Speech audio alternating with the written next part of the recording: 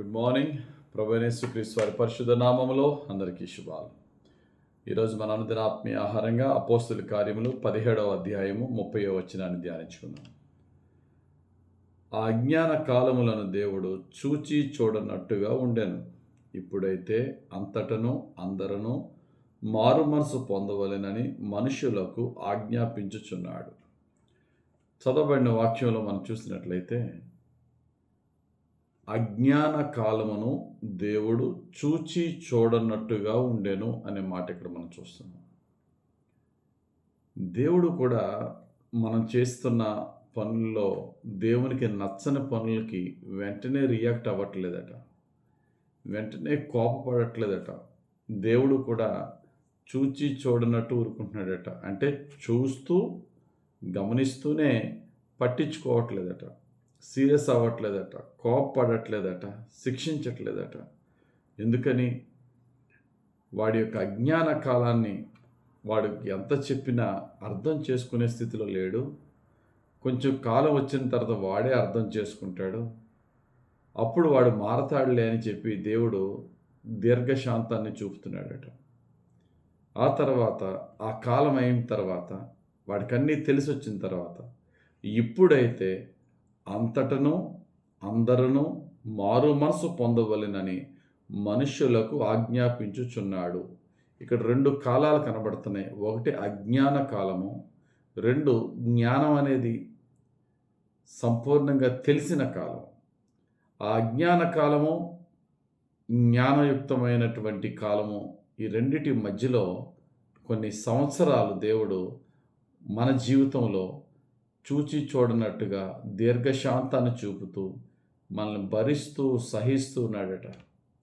ఈ విషయాన్ని మనం ధ్యానించినప్పుడు దేవుడే, అంత రోషము గల దేవుడే మన విషయంలో మరి చూచి చూడనట్టుగా ఆయన ప్రవర్తిస్తూ ఉన్నాడు అంటే మనము కూడా ఒకరి పట్ల ఒకరము అటువంటి ఆ నేచర్, దేవునికి ఉన్న మనసును కలిగి ఉండాలి కదా. భార్యాభర్తలకు గొడవ వస్తుంది, అన్నతమ్ముల మధ్య గొడవ వస్తుంది, అక్కా చెల్లెల మధ్య గొడవ వస్తుంది, స్నేహితుల మధ్య గొడవ వస్తుంది. యేసుక్రీస్తు యొక్క మనసు కలిగిన వారమైతే కొన్ని విషయాలు మనము చూచి చూడనట్టుగా ఊరుకోవాలట.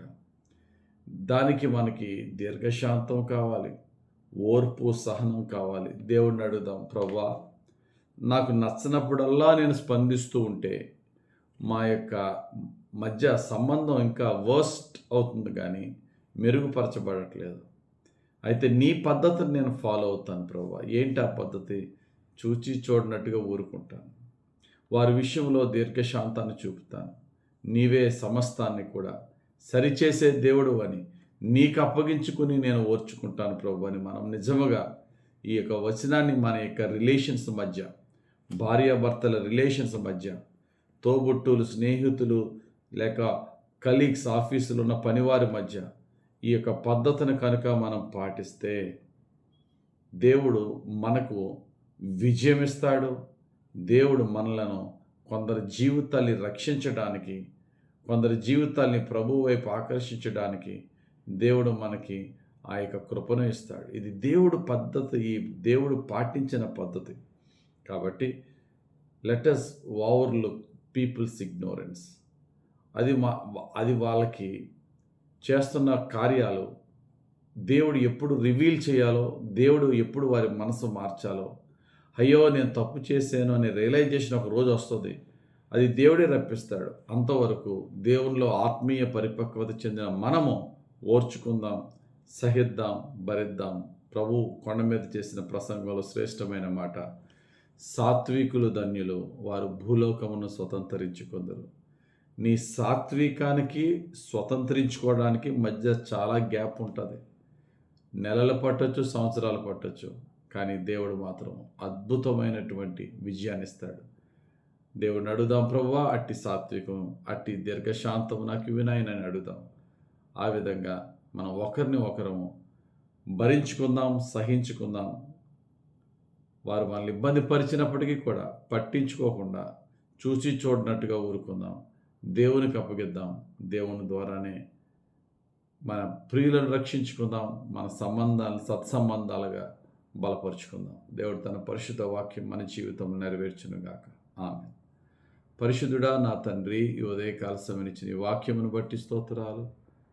అనేక కుటుంబాల్లో భార్యాభర్తల మధ్య జరుగుతున్న గొడవల్లో కానీ, మరి ఇతరులు ఎవరితో అయినా సరే మాకు జరుగుతున్న గొడవలు, మనస్పర్ధల విషయంలో చూచి చూడనట్టుగా ఊరుకోగలిగే సాత్వికము, దీర్ఘశాంతము, ఓర్పు, సహనము మాకు దయచేసి, మా ప్రియులను ఎవరితో అయితే మాకు ఇబ్బందిగా ఉందో వారిని నీకు అప్పగిస్తూ, మేము సహిస్తూ, నీ తగిన సమయంలో నువ్వు చేసే కార్యము కొరకు నిరీక్షిస్తూ ఎదురు చూస్తూ, నీ యొక్క గొప్ప దీవెనను, మా నిరీక్షణ ఫలమును పొందుకొని మా ప్రియులను స్వతంత్రించుకునే హృదయాలను జయించుకునే భాగ్యం మాకు దయచేయమని యేసుక్రీస్తు వారి పరిశుద్ధ నామములో ప్రార్థించి వేడుకొనుచున్నాము తండ్రి. ఆమేన్. తండ్రి యొక్కయు, కుమారుని యొక్కయు, పరిశుద్ధాత్మ దేవుని అభిషేకం హెచ్చుగా మనపై దిగి వచ్చి మనను సమస్త సత్యములో నడిపించునుగాక. Amen. God bless you. Have a very blessed day.